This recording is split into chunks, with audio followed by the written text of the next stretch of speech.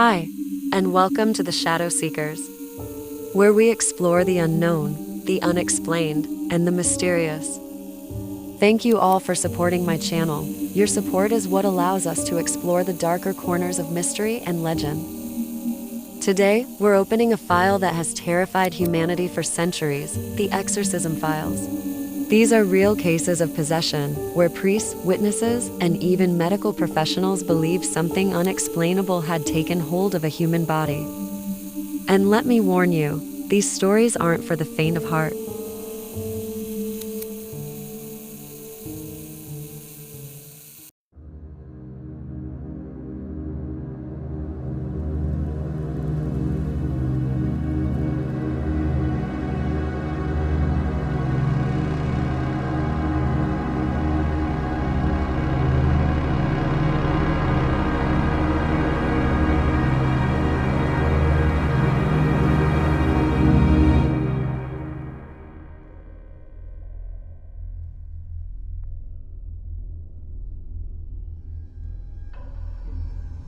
Our first case takes us to Germany in the 1970s.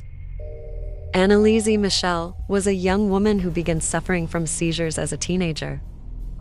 Doctors diagnosed her with epilepsy, but over time, something far darker seemed to take over.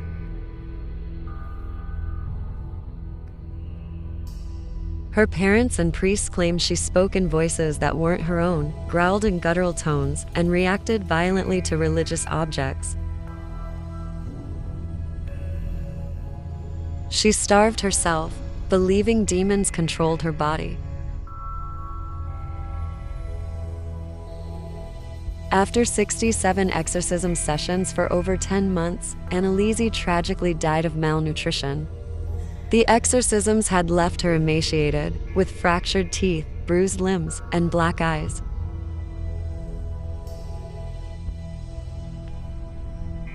In her last session on June 30th, 1976, she uttered some of her last words when she asked the priests for a solution. Then she turned to her mother and said, "Mother, I'm scared." The very next day, she was dead at 23 years old. Her story inspired the movie The Exorcism of Emily Rose. To this day, people debate whether it was severe mental illness or a battle between a girl and something not of this world.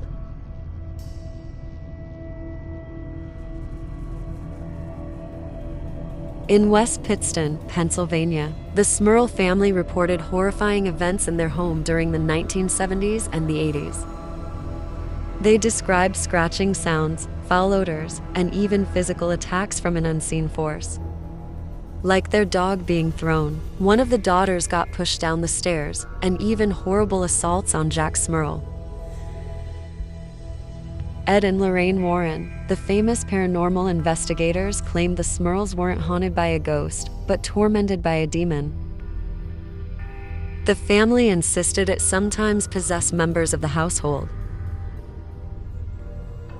Skeptics dismissed it as hysteria, but neighbors and priests claimed they also felt the oppressive energy of the house. Their story was so disturbing, it became the book The Haunted. And it also inspired the new The Conjuring movie, Last Rites. But perhaps the most infamous case is about a 13-year-old boy, often called Roland Doe. In 1949, strange things began happening in his home. Scratches appeared on his body, objects moved on their own, and he would speak in languages he didn't know. These events began after his aunt, who was interested in spirituality, and introduced him to a Ouija board, and later on died. Catholic priests were called into performing multiple exorcisms. Witnesses said the boy's bed shook violently, and at one point, the words "hell" and "evil" appeared carved into his skin. After weeks of torment, the final exorcism reportedly succeeded. The boy survived and went on to live a normal life. But his terrifying story became the basis for one of the scariest movies of all time, The Exorcist.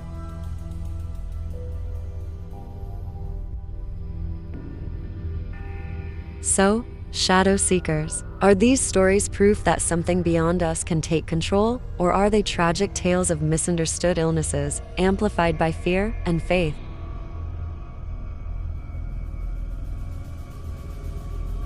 What do you believe? Are exorcisms a battle with the demonic, or just echoes of the human mind unraveling?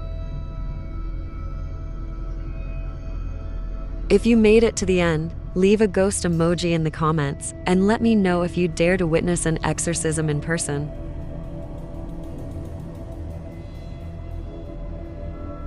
Until next time, keep seeking the shadows. And beware, some doors should never be opened.